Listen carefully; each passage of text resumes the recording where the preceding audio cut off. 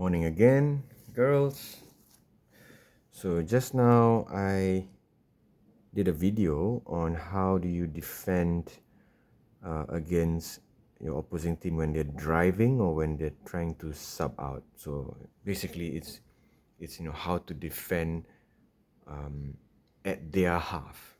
So this video is gonna cover on defense when they are already in our half, when they are attacking our line.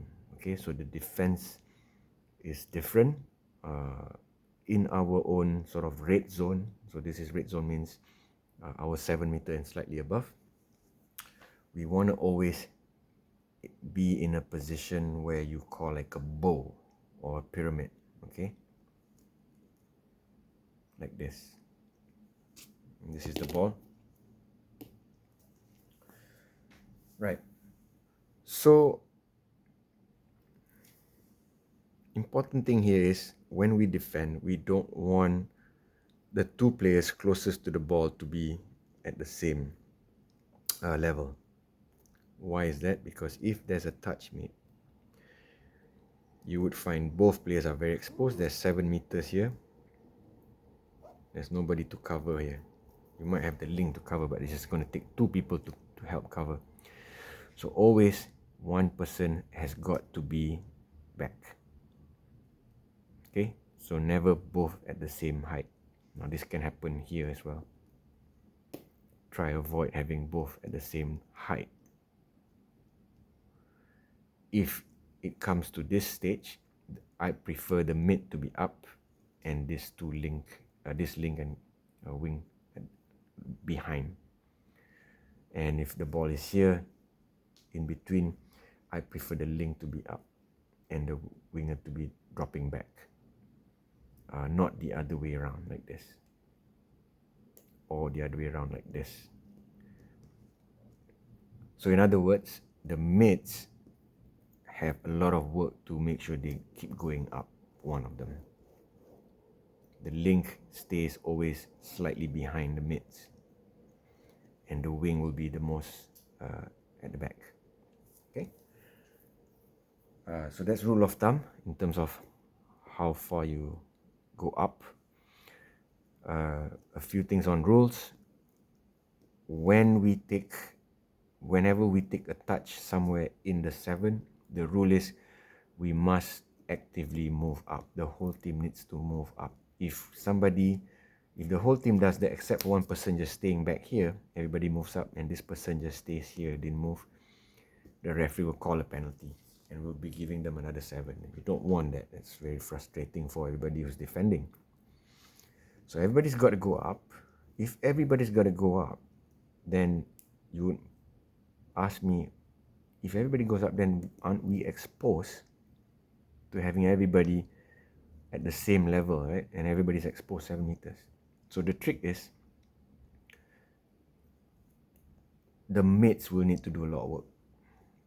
The mids will need to charge up. One of them needs to charge up. Because if they don't, these guys need to keep going up and then they get exposed.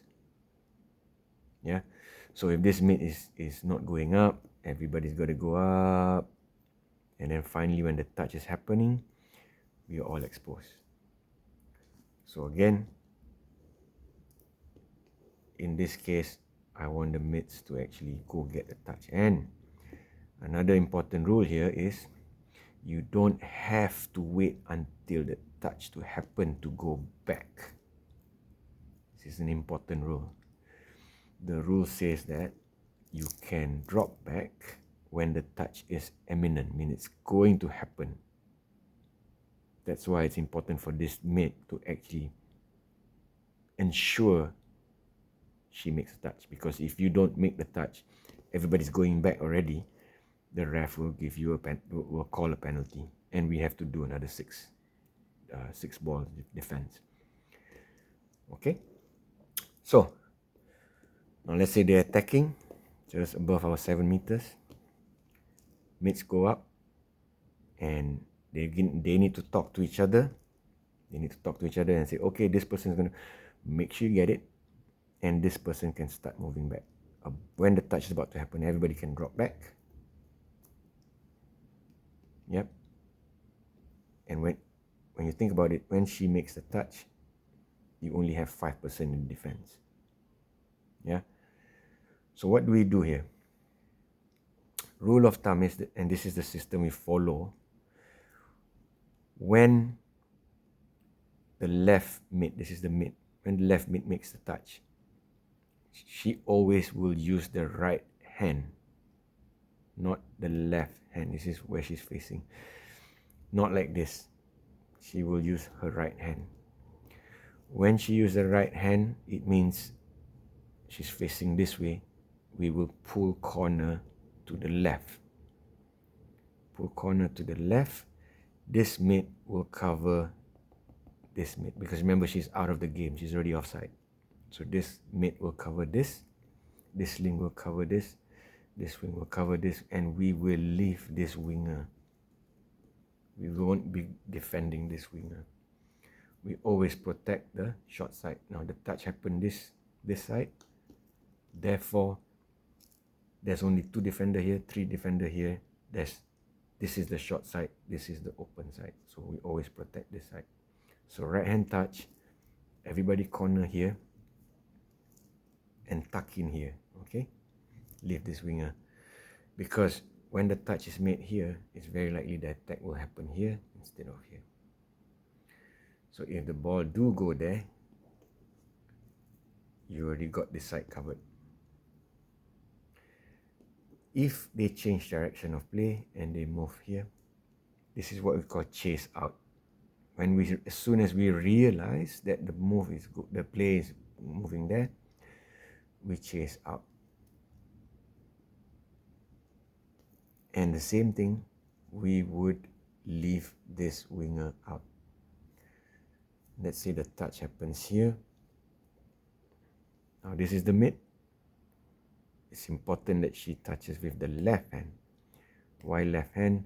Because she needs to face this way and see what's happening in this short side. Now this is short side again because she's making the touch. There's only 2 defender here, 3 defender here. So more to worry on the right hand side. More focus on the right.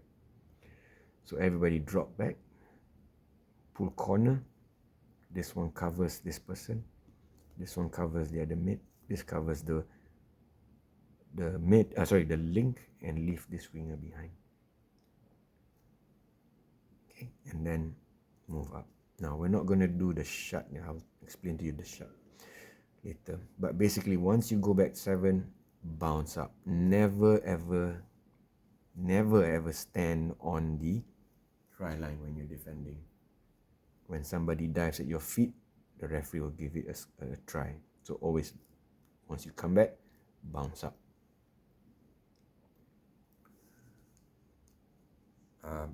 That's all I have on defending.